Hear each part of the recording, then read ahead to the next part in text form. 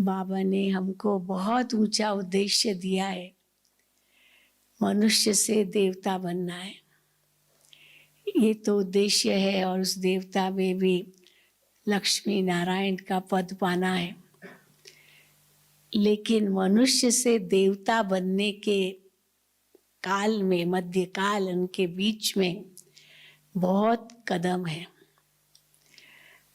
देवता बनने के लिए पहले तो घर जाना होगा, परम धाम जाना होगा, और परम धाम जाने के लिए हमें संपन्न बनना होगा, संपूर्ण बनना होगा।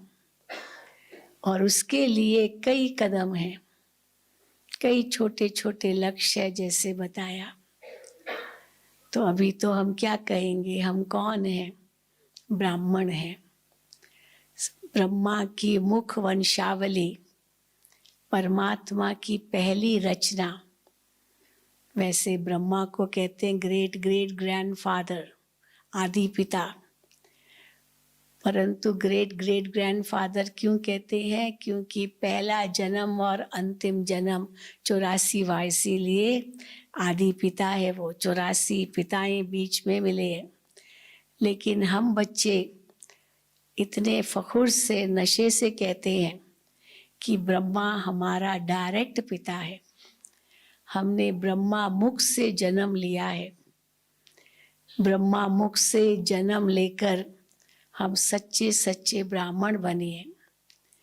और हम ब्राह्मण ही फरिश्ता बनेंगे, संपन्न और संपूर्ण बन करके, बाप समान बन करके, और फरिश्ता बनकर घर लौटेंगे बाप बाबा के साथ, और फिर नई दुनिया में आएंगे। तो बहुत लंबी यात्रा है, लेकिन इस यात्रा में हम अपनी तैयारी कैसे करें, उसके लिए बाबा हम बच्चों को मुरलियों में बहुत युक्तियां बताते हैं। कल भी बाबा ने कहा तीव्र पुरुषार्थ कैसे करो, तो परसों थी मुरली। क्योंकि जब तक तीव्र पुरुषार्थ नहीं होगा, तब तक हम संपन्न संपूर्ण कैसे बनेंगे। और समय कम है, मंजिल अभी दूर है, तो रफ्तार को तो बढ़ाना ही होगा, कदम तेज चलना ही होगा। इसलिए कई पूछते हैं, बहन जी हम तीव्र पुरुषार्थी कैसे बने? तो बाबा तो भिन्न भिन्न युक्तियां बताते हैं।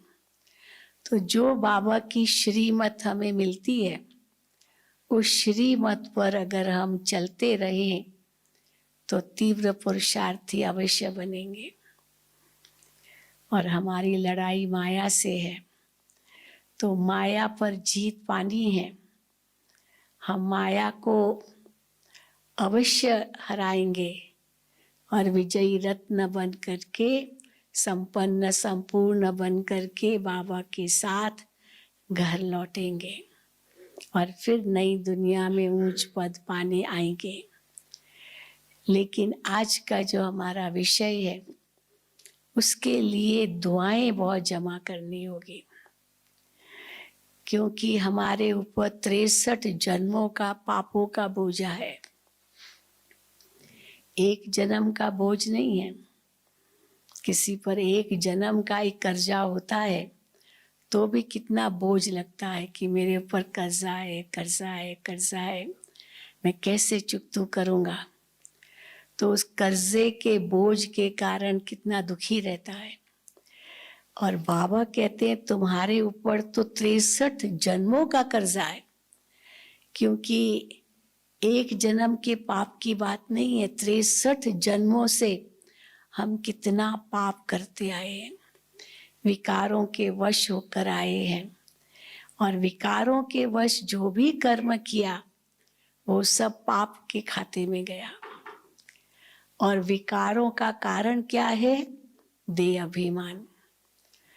तो द्वापर युग से जैसे देह अभिमानी बने, एक विकार के वश होते गए, और परिणाम स्वरूप हम पाप आत्मा बन गए। तो पाप आत्मा बनकर हमने अपने ऊपर कितना बोझ चढ़ाया। अब उस बोझ को समाप्त करना है और बाबा उसके लिए बहुत अच्छी युक्ति बताते हैं। क्या युक्ति बताते हैं? बच्चे मुझे याद करो। ये सबसे सहज उपाय है, ये प्यार का तरीका है, प्यार का रास्ता है उस बोझ को कम करने के लिए। और अगर इस प्यार के तरीके से बोझ कम नहीं किया तो बाबा कहते फिर सजा के बल से आपका बोझ खत्म करेंगे। तो दो ही तरीके हैं अपने पापों को खत्म करने के, एक है प्यार और दूसरा है मार, ऐसे ही कहेंगे, या तो योग बल या तो सजा बल, और कोई तीसरा तरीका नहीं है। तो कौन सा तरीका अपनाएंगे, योग बल या सजा बल? योग बल। बहुत समय से हम इस सृष्टि मंच पर पाठ बजाते आए हैं, पूरे 5000 साल हो गए। अब भगवान आए हैं और यही संदेश दे रहे हैं, बच्चे अभी घर चलना है, घर चलना है, घर चलना है। हमारी दीदी, बड़ी दीदी की तो यही रट थी। दीदी के पास कई जाते थे क्योंकि एडमिनिस्ट्रेशन में थी दीदी, यहाँ रहते थे मधुबन में, तो हमने अपनी आंखों से देखा दीदी जी को। और हमारी शुक्ला दीदी ने तो बहुत अनुभव किया है दीदी का। तो दीदी के पास जब जाते थे कोई समस्या लेकर, कोई ऐसी बात लेकर, कोई कुछ न कुछ तो होता ही रहता है संगठन में, तो दीदी सुनती तो बहुत प्यार से थी, लेकिन एक हल ये भी देती थी। दीदी कहती थी छोड़ो छोड़ो, अब घर चलना है, अब घर चलना है, छोड़ो। ऐसे दीदी करती थी, क्यों इस परपंच में पड़े हो, छोड़ो। तो दीदी का ये नारा इतना पक्का था, अब घर चलना है, अब घर चलना है। और उसके बाद ही ये जो गीत बजा ना, जब वो कोई अर्थी को लाते हैं, अब घर जाना है, अब घर चलना है, तो वो गीत बजता है। तो अभी तो घर तो बहुत अभी नजदीक आ गया, तो सबके अंदर में यही रट लगनी चाहिए, अब घर जाना है। तो घर जाना है तो एक तो कोई और आगे पाप कर्म नहीं करना है। कुछ भी हो जाए, किसी भी विकार के वश नहीं होना है, नहीं तो पाप का खाता बनेगा। और फिर बाबा ये भी सावधानी देते हैं कि इस ब्राह्मण बन करके फिर कोई भी पाप किया तो 100 गुना सजा। हाँ, ब्राह्मण बनने से पहले कोई पाप कर्म करते थे तो चलो 1 गुना सजा, पर समझदारी से किया, समझदार हैं, पूरा ज्ञान है, और फिर भी कोई पाप कर्म करते हैं तो 100 गुना सजा। तो इसीलिए बाबा सावधान भी करते हैं। तो हमें इस सृष्टि मंच पर आए 5000 साल हो गए, अब घर चलना है तो यहाँ से बिस्तरा बोरी उठाना है, जाना है, जाना है, जाना है। हाँ? परंतु हम आत्माएं इतनी फंस गई है इस संसार में, जो भूल ही गई कि हमें जाना है। हाँ? कई बार हम कहते जब इस सृष्टि पर आए, जन्म लिया, ये तो पता है कि रिटर्न टिकट तो लेकर ही आए हैं। कोई भी अविनाशी अनादि तो नहीं है इस सृष्टि मंच पर। जिसने शरीर धारण किया है उसको एक दिन जाना ही है, मरना ही है। ये तो हो नहीं सकता है कि शरीर में अमर हो जाए, वो कोई भी नहीं हुआ। तो इसीलिए जबकि जाना ही है और अभी समय भी इतना नजदीक है, तो सबसे पहली बात तो कोई भी आगे पाप कर्म नहीं करना है, किसी भी विकार के वश नहीं होना है। तो आगे का तो बनाना ही नहीं है, लेकिन और इनसे महत्व की बात है, जो इतना 63 जन्मों का हिसाब किताब है, उसको भी चुकतू करना है। तो आप पिछला चुकतू करना है, आगे कुछ बनाना नहीं है, परंतु उसके लिए कुछ छोड़ना भी नहीं है। ऐसे नहीं छोड़ के बाबा कहते जंगल चले जाओ, वो भी नहीं करना है। घर गृहस्थ में रहना है, परिवार में रहना है, क्योंकि हिसाब किताब तो है ना परिवार वालों के साथ। कई जन्मों का हिसाब किताब होगा और अभी चुकतू करना है, इसलिए छोड़ना भी कुछ नहीं है, नया कुछ जोड़ना भी नहीं है, और फंसना तो है ही नहीं है? तो न फंसना है, न छोड़ना है, न नया जोड़ना है, परंतु क्या करना है? अगर हिसाब किताब चुकतू करनी है तो निभाना है, निभाना भी है बिना फंसे। ये एक बहुत बड़ी कला है। कैसे निभाएं? न्यारा होकर के निभाएं, प्यारा होकर के निभाएं, या दोनों का सुंदर बैलेंस रख करके निभाएं, ये हमारे ऊपर है। तो केवल न्यारा होकर निभाएंगे तो भी जो बाबा की श्रीमत है कि बच्चे परिवार को संभालना भी है, जिम्मेदारियां जो है वो भी निभानी है, तो हम न्यारा होके छोड़ तो सकते नहीं है। हम सन्यासी नहीं है उस रूप से जो छोड़ दें, हमारा ये प्रवृत्ति मार्ग है, तो इसीलिए छोड़ना भी नहीं है, पर न्यारे के साथ प्यारा होकर चलना है। पर कब न्यारा बनना है, कब प्यारा बनना है, इसके लिए बाबा कहते परख शक्ति और निर्णय शक्ति चाहिए, और वो परख शक्ति निर्णय शक्ति बाबा की याद से ही आती है। तो इसलिए बाबा हम बच्चों को कहते, जबकि समय इतना कम है, उस कम समय में समय को सफल करना, उसका सदुपयोग करना, उससे प्राप्ति करना, ये एक बहुत बड़ी कला है। एक सेकंड बाबा कहते हैं संगम का कितना कीमती है। तो पापों से भी बचना है, व्यर्थ संकल्पों से भी बचना है, क्योंकि व्यर्थ संकल्प भी हमारा बहुत समय ले लेते हैं। हर वक्त श्रेष्ठ संकल्प चले, शुद्ध संकल्प चले, शुभ संकल्प चले, समर्थ संकल्प चले, इसका लक्ष्य रखना है। और उस दिन जैसे बाबा की मुरली चली थी, वो समर्थी कब आएगी? जब स्मृति होगी। बिना स्मृति के समर्थी नहीं आएगी, क्योंकि अब तक तो यही स्मृति थी। भक्ति मार्ग की स्मृति क्या है? मैं नीच हूँ, पापी हूँ, दास हूँ, कपटी हूँ, गंदा हूँ, बंधा हूँ, चरणों की धूल हूँ, मिट्टी हूँ, निर्बल हूँ, है ना, दास हूँ। न जाने कितने हीन शब्द हम अपने लिए यूज करते थे, और बाबा ने हमें स्मृति दिलाई, बच्चे तुम कौन हो। तो भक्ति मार्ग की जो भी बातें हैं, अवश्य हम उनको उनके ऊपर उठते हैं। और क्या स्मृति दिलाई? कि तुम विजयी रतन हो। हर मुरली में बाबा हमें जो स्लोगन देते हैं या जो टाइटल देते हैं, ये वो स्मृति के सूचक है। एक स्मृति भी अगर दिन भर में बुद्धि में रखी तो उसकी शक्ति हम आत्मा प्राप्त कर सकते हैं।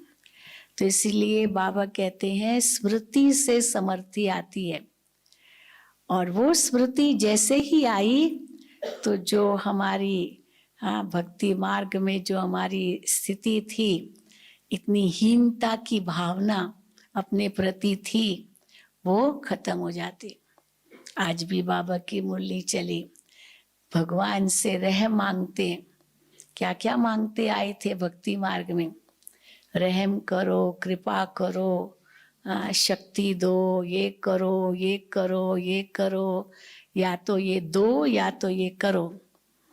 भगवान से मांगते थे, भगवान बच्चा दो, धन दो, नौकरी दो, मकान दो, न जाने क्या क्या मांगते थे भगवान से।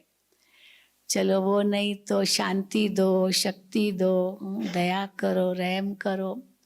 चलो वो न सही, फिर तीसरी चीज माफ करो, क्षमा करो। तो ये करते थे, तो मांगना ही था। अब भगवान ने आकर के हमारा मांगना बंद कर दिया और क्या कहा, मांगने से तो मरना भला। कितना ये नशा है। भगवान से हम क्यों मांगे, वो तो दाता बन के हमें दे रहा है। इसलिए मांगना तो बंद हो ही गया, और वो दाता से हम अधिकार से ले रहे हैं। कोई कमी नहीं बाबा ने रखी है, जिसके कारण हम महसूस कर रहे हैं हम इतने अंदर में संतुष्ट हैं, भरपूर हैं। दुनिया में तो अंदर खाली खाली है। कई बार हम कहते हैं ना कि अंदर झांको। भक्ति मार्ग में भी कहते हैं आपको शांति चाहिए, खुशी चाहिए, अंदर जाओ, अंदर जाओ, अंदर जाओ। अच्छा चलो अंदर जाओ, तो किसके अंदर जाओ तो पता ही नहीं कि मैं आत्मा हूँ, क्योंकि आत्मा के अंदर जाना होता है। तो शरीर के अंदर जाने की तो बात ही नहीं है, तो अंदर कैसे जाएं? अब हमें पता चला अंदर कैसे जाना होता है, आत्मिक स्थिति द्वारा। और महसूस करते कि वो तो मेरे पास ही है, मुझे कहीं से मांगनी तो है नहीं। तो जब मांगनी नहीं है, मेरे पास है, तो हम क्यों मांगे? तो मेरा ही अधिकार है। तो ये जब बुद्धि में आता है तो हमारी दृष्टि बदल जाती है, वृत्ति बदल जाती है। बाबा ने कहा ना, स्मृति बदलने से वृत्ति बदल गई, दृष्टि बदल गई, कृति बदल गई, तो ऑटोमेटिकली सारी सृष्टि बदल गई हमारे लिए। तो वो जब हमारी स्थिति बनती है तो ऑटोमेटिकली सारा जीवन ही बदल जाता है। और जब जीवन बदल जाता है तो हर बात में दृष्टिकोण हमारा पूरा बदल जाता है। इसीलिए बाबा हम बच्चों को इतना ऊंचा लक्ष्य देते हैं, पर हम अभी तक कहाँ तक खड़े उतरे उस लक्ष्य मुताबिक वो अपने आप को देखें। तो उसके लिए आज का जो विषय, दुआएं दो और दुआएं लो। हमारी बड़ी दादी जी, दादी प्रकाश मणि सदा कहती थी, दादी से पूछते थे, दादी जी आप क्या पुरुषार्थ करते हो? क्योंकि कई कहते ना बहुत मेहनत है, बहुत मेहनत है, बहुत मेहनत है। बाबा भी कहते मेहनत है, माया पछाड़ती है, मेहनत है, याद करने नहीं देती है। पर दादी जी से जब हम पूछते, दादी आप क्या पुरुषार्थ करते हो? दादी कहती थी, मैं तो दुआओं से चलती हूँ, बस सबकी दुआओं से चलती हूँ। तो सबकी दुआओं से चलती हो माना कोई मेहनत नहीं। मेहनत तो अपने पुरुषार्थ से होती है, और दुआओं से चलना माना बिना मेहनत, क्योंकि मोहब्बत से चलते हैं तो प्रभु प्रिय भी हो गए, लोकप्रिय भी हो गए, और स्वप्रिय भी हो गए। सबकी दुआएं दादी को मिलती थी, और दादी जी सबको दुआएं देती थी, जो अनुभव हमने किया। पर किसको कहते हैं दुआएं देना, दुआएं लेना? एक तो है कि भाई किसी से बद्दुआ न मिले। एक होता है ना, जो बाबा कई बार कहते हैं, भाई किसी को दुख मत दो, तो दुख मत दो और दुख मत लो, तो न दुख दो न दुख लो। पर दूसरा होता है सुख दो और सुख लो। तो लक्ष्य ये नहीं है कि दुख नहीं देना है, पर लक्ष्य है कि सुख देना है। इसलिए उसमें भले दो, आप देते जाओ। उस दिन भी 2 तारीख थी ना, तो 2 2 2 2 2 5 बार 2 आया था। 2 तारीख, 2 महीना और 2022, तो 5 बार 2 2 शब्द आया। तो इसीलिए देना है, देना है, तो देना है, सुख देना है। तो सुख देना है तो सुख अपने आप मिलेगा। न हम सुख मांगते हैं, न हम दुख देते हैं।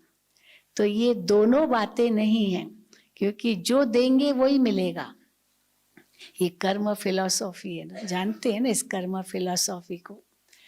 तो अगर सुख देंगे तो सुख मिलेगा, तुम एक हाथ से दो तो दूसरे हाथ से मिले। त्याग से भाग्य बनता है ना। कई लोग आते हैं, शिविर में भी आते रहे, तो हम लोगों को कहते थे, बाबा ने भी उस दिन मुरली में कहा, लोग कहते हैं आप लोगों का बहुत त्याग है, बहुत त्याग है। तो हम कहते क्या त्याग है? सफेद कपड़े पहने तो बहुत अच्छी बात है, हमको 4 साड़ी भी होगी तो भी परेशान नहीं होंगे। 4 साड़ी है, लोगों को कितनी, यहाँ माताओं को कितनी साड़ी चाहिए, और हम 4 साड़ी कल वाली आज पहन ली, मान लो, किसको क्या पता चलेगा। लेकिन अगर रंगीन कपड़ों वाले वही कपड़ा दूसरे दिन पहना तो कहेंगे ये क्या आपने, आपको बस एक ही है क्या आपकी ड्रेस, क्योंकि पता है कल भी यही पहनी थी। तो इसीलिए रोज बदलना पड़ता है। कई लोग तो सारे दिन में कितना बदलते रहते हैं। और बाबा ने तो हमें सिखाया है सिंपल लिविंग, हाई थिंकिंग। और दूसरा सफ़ेद में तो कितना सुख है, कितनी पवित्रता है। एंजल्स लगते हैं। तो मुझे याद आया जब बाबा की मुरली उस दिन सुनी कि लोग कहेंगे ये तो फरिश्ता है, तो सचमुच हम अमेरिका गए थे, वॉशिंगटन गए थे। तो वॉशिंगटन में वहाँ पर अपना बहुत बढ़िया, बहुत सुंदर सेंटर है बाबा का। तो हम बहनें वहाँ तो सफ़ेद साड़ी में टहल रहे थे, सवेरे मॉर्निंग वॉक करने गए थे।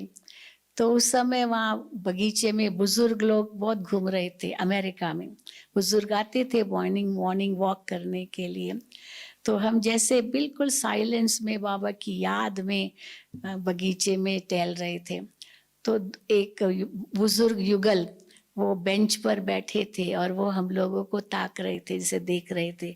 और एक ने दूसरे को कहा, look at this angels, they are so beautiful. ये एंजल्स को देखो, ये कितने सुंदर हैं। तो देखो हमने उसी समय वो याद किया, ये हमको एंजल्स के रूप में देख रहे हैं, क्योंकि पश्चिमी दुनिया में एंजल्स को बहुत मानते हैं। वहाँ तो हर बिल्डिंग में, यूरोप में आप जाएंगे, अमेरिका में जाएंगे, वहाँ बिल्डिंग्स के ऊपर एंजल्स दिखाते हैं, फरिश्ते पर ये पंखों वाले। तो एंजल्स को बहुत मानते हैं। तो इसीलिए लुक एट दीज एंजल्स। तो बाबा ने भी उस दिन कहा कि सफ़ेद वस्त्रों में जैसे फरिश्ते लगते हैं, परियां लगते हैं। और फरिश्ते जो दिखाते हैं ना, हमेशा सफ़ेद वस्त्रों में दिखाते हैं, रंगीन कपड़ों में नहीं दिखाते हैं। सफ़ेद पंख तो दिखाते हैं, लेकिन सफ़ेद। और वहाँ पर बड़े बड़े पोस्टर्स भी है, कई देशों में हमने देखे। तो कहने का भाव है, तो हमने क्या त्याग किया? वस्त्रों का त्याग किया, खान पान का त्याग किया। और बाबा कहते हैं, डॉक्टर्स भी कहते हैं, हाँ कैसे खाओ, क्या खाओ। आपको अभी सचिन डॉक्टर कल क्लास कराएंगे तो खूब आपको कहेंगे। हाँ, बहुत उनके उसी पर क्लासेस होती है। तो इसीलिए डॉक्टर्स खुद ही कहते हैं। और चलो भोजन का त्याग किया, बाहर का नहीं खाते। और क्या त्याग किया? गहने त्याग किए, जेवर त्याग किए।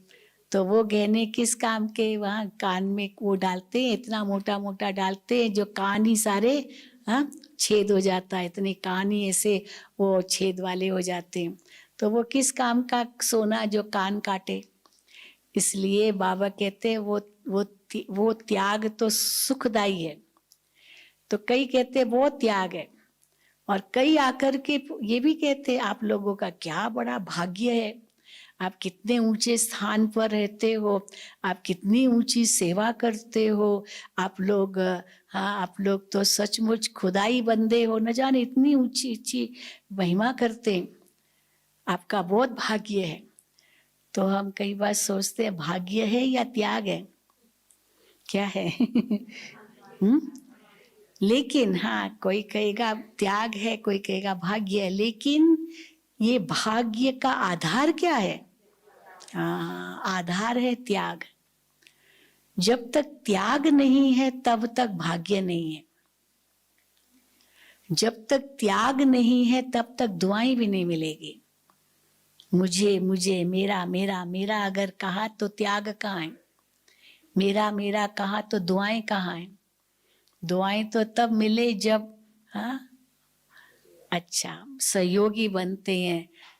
समय का त्याग, अपनी अपनी कलाओं का भी त्याग मानो, मदद करते हैं, सेवा में मददगार बनते हैं, तो त्याग तो है ना। समय, श्वास, संकल्प शक्ति सेवा में लगाते हैं, तो ये भी तो त्याग है। नहीं तो दुनिया में तो अपना समय, श्वास, संकल्प शक्ति किसमें लगाते हैं? खाओ पियो मौज करो, नाच गाना तमाशा शराब जुआ न जाने क्या क्या करते रहते हैं। तो उसमें समय, संपत्ति, संकल्प शक्ति सारी व्यर्थ चली जाती है, जीवन ही बर्बाद हो जाता है। और अभी अगर हम शरीर छोड़ें तो हम खुशी खुशी छोड़ेंगे कि हमने अपने जीवन में बहुत दुआएं पाई है। ये तो नहीं कि मैं तो हाथ खाली जा रहा हूँ। दुनिया में तो जाएंगे तो हाथ खाली जाएंगे, क्योंकि कुछ भी आत्मिक आध्यात्मिक कमाई तो की नहीं, और बाकी जो कमाई की वो तो यहीं रह जाएगी। लेकिन अगर हम जाएंगे तो खुशी खुशी जाएंगे। जब किसी के डेड बॉडी के आगे हम आते हैं और उस आत्मा के प्रति कुछ संबोधन करते हैं, तो हम क्या कहते हैं कि ये आत्मा बहुत पुण्य कमा के गई, बहुत पुण्य कमा के गई, अनेकों की दुआएं प्राप्त की, और ये आत्मा जहाँ भी जाएगी उसी पुण्य से उनका बहुत ऊंचा जन्म होगा। लेकिन जिसने कोई दुआएं कमाई नहीं, बद्दुआएं ही ली, तो उसके लिए क्या कहा जाता है? हाँ, अच्छा हुआ गया जान बची। हाँ, माना कोई अगर नहीं मरता है मान लो, और उसका संस्कार भी अच्छा नहीं है, तो लोग कहते हैं अरे देखो, न मरता है न मंजा छोड़ता है हाँ, मरता भी नहीं है और मंजा भी नहीं छोड़ता है, तो माना बद्दुआ ही निकलती है। और बाबा के बच्चों के लिए तो कोई बद्दुआएं नहीं निकलेगी। पर ये दुआएं देना, दुआएं लेना, उसके लिए हर वक्त बुद्धि में त्याग की भावना जरूर चाहिए। बाबा कहते तुम्हारा त्याग त्याग है ही नहीं, हर कदम पर भाग्य है। तो जब भाग्य है, प्राप्ति है, तो हम त्याग के पलड़े को क्यों भारी करते हैं? त्याग का पलड़ा तब भारी लगता है जब हम को लगता है मैं अपना दे रहा हूं। हम अपना क्या दे रहे हैं? इसीलिए बाबा कहते हैं मेरा मेरा को चेंज करके क्या करो, तेरा तेरा करो।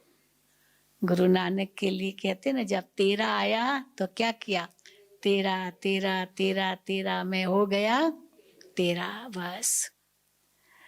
तो जब ये तेरा की भावना आएगी तो सचमुच हम दुआएं देने के सच्चे पात्र बन जाएंगे। आज बाबा ने वरदान में क्या कहा? दुआएं ये रॉकेट का काम करेगी। रॉकेट क्या करता है? सीधा ऊपर जाता है, कितने फोर्स से ऊपर जाता है। चाहे कोई भी विघ्न आए, वो विघ्न उसके बीच में विघ्न नहीं बनता है, सीधा ऊपर की तरफ जाता है। तो ये दुआएं रॉकेट का काम कैसे करती है?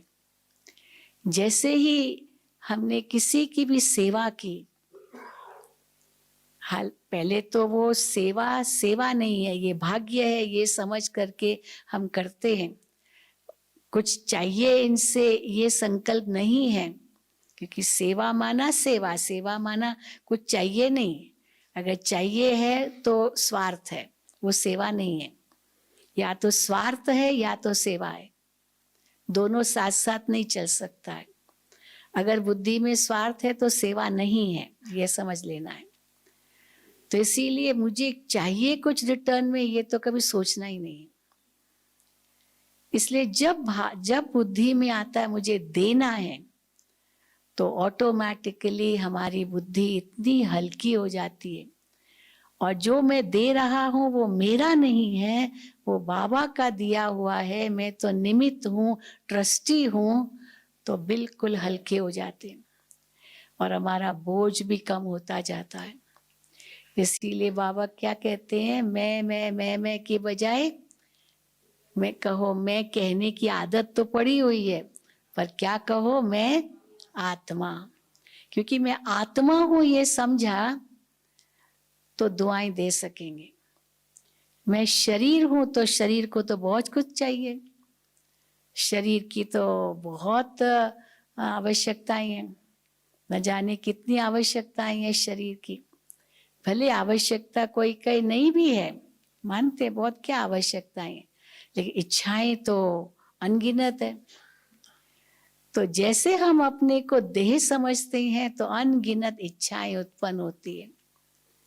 इसलिए बाबा ने पहले से इस बात को काट दिया कि तुम देह हो ही नहीं, तुम आत्मा हो। और यही आत्मा का पाठ, पहला पाठ भी है और अंतिम पाठ भी होगा।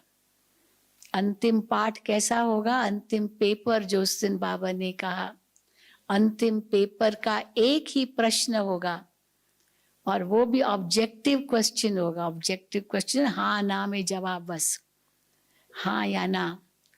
और वो एक ही प्रश्न होगा कि अंत के समय हमारी स्थिति कैसी थी? अशरीरी स्थिति थी, देही अभिमानी स्थिति थी, या किसी में मोह फंसा हुआ था, किसी देहधारी की याद थी। इसलिए बाबा ने क्या कहा, अंतिम पेपर कौन सा होगा? नष्टो मोहा स्मृति लब्धा। यही गीता का सार है। तो जब ये हमको बुद्धि में आ जाता है कि नष्टो मोहा स्मृति लब्धा यही हमारा वास्तविक स्वरूप है, तो मैं इस शरीर के भान से हम परे हो जाते। इसलिए मैं आत्मा, और जहाँ मेरा मेरा मेरा है तो वहां मेरा बाबा। क्योंकि ये मैं और मेरा, बाबा कहते यही पाप के द्वार है, पाप के द्वार हैं। कोई कहे ना, हमको कैसे पता चले कि ये मैं पाप कर रहा हूं या पुण्य कर रहा हूं? कैसे पता चले? क्या कसौटी है?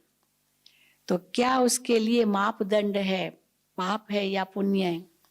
क्योंकि कई समझते हैं ना कि पाप या पुण्य ये तुरंत पता नहीं चलता है। किसी के लिए वही कर्म पाप होगा, किसके लिए वही कर्म पुण्य होगा। होगा ना, वह है। ऐसे नहीं कि नहीं है, क्योंकि कई ऐसे प्रसंग आते हैं। परंतु जो सही कसौटी है वहां है मैं और मेरा। मैं और मेरा, जहां अभिमानवश मैं आया वो पाप के खाते में जाएगा, जहां मोहवश मेरा आया वो भी पाप के खाते में जाएगा। इसीलिए बाबा कहते हैं मैं आत्मा मेरा बाबा। तो बाबा को बीच में लाया तो पाप का खाता नहीं बनेगा, क्योंकि ये मेरा नहीं है, बाबा का है। और हम ट्रस्टी हो गए। नहीं तो मेरा है ना, मैं जो चाहूं सो करूं। होते ना, कई युवकों को हम देखते हैं। एक बार एक युवक था, मैंने उसको देखा, इतना सिगरेट पी रहा था, इतना सिगरेट पी रहा था, शराब, मतलब बहुत कुछ। तो मैंने कहा भाई आप इतना सिगरेट पी रहे हो, ये सब करे, क्यों अपने स्वास्थ्य को बिगाड़ रहे हो, ऐसे क्यों कर रहे हो? तो जवाब क्या देता, मैं कमाता हूं ना, इसमें क्या है, मैं कमाता हूं, मैं किससे मांगता थोड़ी हूं। तो मैं कमाता हूं तो मैं जो चाहूं सो करूं इस धन से, मेरा है धन है, मैं कमाता हूं। हाँ, मैं मांग करके करता हूं तो फिर नहीं है, इसलिए समझते मैं कमाता हूं। लेकिन मेरे पास भी जो है वो मेरा नहीं है, ये बाबा का है। ये अगर बुद्धि में होगा तो मैं कमाता हूं तो मैं जो चाहूं सो करूं। करेंगे क्या? मेरा कुछ नहीं है। तो इसलिए बाबा कहते कैसे दुआएं देंगे और दुआएं लेंगे। एक एक पहला कदम दुआ देने का है, ये मेरा नहीं है। और जहां स्वार्थ नहीं है, सेवा है, वो दुआ का काम करेगा। और जैसे दुआएं देते हैं तो दुआएं अपने आप मिलेगी। दुआएं मांगी नहीं जाती है। हाँ, कई तो मांगते हैं भाई मेरे को दुआ करो, बाबा कहते हैं दुआएं मांगी नहीं जाती है। कई कहते भाई आशीर्वाद करो, बाबा कहते आशीर्वाद अपने ऊपर करो। आशीर्वाद आप खुद ही अपने ऊपर करो, मांगो नहीं। भक्ति मार्ग में मांगते हैं, कई आके खड़े हो जाते हैं, अपना सिर नीचे करके कहते हैं बहन जी बस आशीर्वाद करो। हाँ, सिर पर हाथ रखो, आशीर्वाद करो। तो बाबा कहते हैं आशीर्वाद आप खुद अपने ऊपर करो।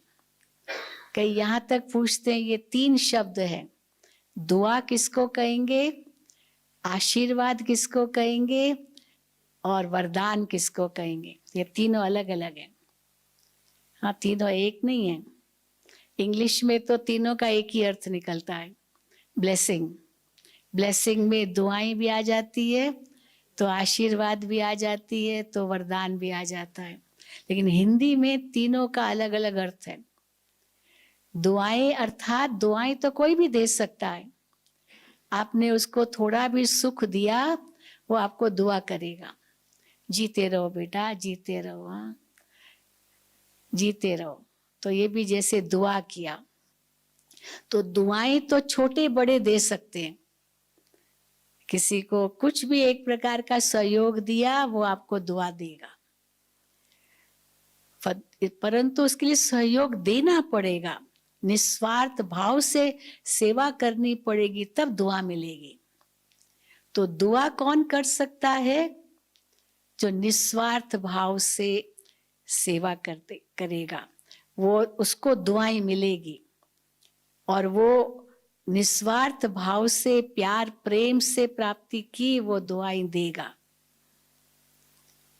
पर दुआएं देने के लिए एक एक अंग इतना शीतल भी चाहिए, नहीं तो बद्दुआ हो जाएगी। इसलिए बाबा कहते एक एक अंग को शीतल बनाओ, मुख से कोई भी ऐसा कटु वचन न निकले। अगर कटु वचन निकला तो दुआएं कैसे देंगे। दुआएं देना माना कितने शुद्ध शब्द यूज करने होते हैं।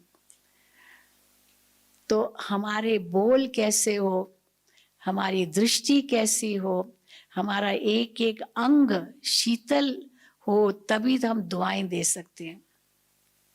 और जब एक एक अंग शीतल होगा, हम दुआएं देंगे, तो दुआएं अपने आप हमें मिलेगी। इसलिए दुआएं मांगी नहीं जाती है, दुआएं दी जाती है।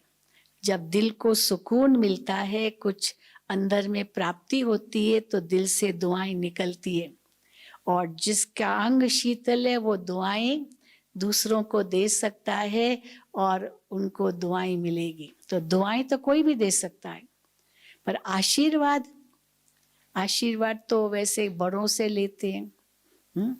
छोटे बच्चे से थोड़ी आशीर्वाद लेंगे, दुआ तो बच्चे से भी ले सकते हैं, पर आशीर्वाद तो बड़ों से लेते हैं, जिन्होंने अपने जीवन में कुछ अनुभव किया है, उनसे हम आशीर्वाद लेते हैं। तो आशीर्वाद वैसे भक्ति मार्ग का शब्द है। हम बाबा के बच्चे इतना आशीर्वाद शब्द नहीं कहेंगे, दुआएं कहते हैं। पर वरदान कौन दे सकता है, परमात्मा दे सकता है। और जो भरपूर है वो दे सकता है, जो भरपूर है, जो सदा अपने अंदर संतुष्ट है, वही वरदान दे सकता है। परमात्मा तो देता ही है, शिव बाबा का तो एक एक शब्द वरदान है।